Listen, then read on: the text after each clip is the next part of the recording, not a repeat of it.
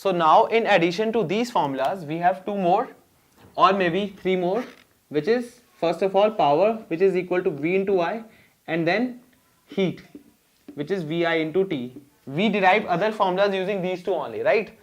Now what we haven't discussed now is the SI unit of power. Let's talk about SI unit of heat first. Heat is a form of energy. Energy is always measured in joules. So it is 1 joule only, and it will be 1 volt into ampere into second, right? Including all these units.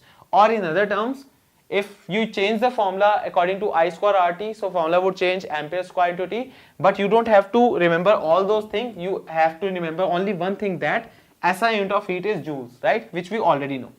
But for powers, the SI unit is watts. It is again coined on the name of the scientist, watt, and 1 watt is equal to 1 volt into 1 ampere. Okay.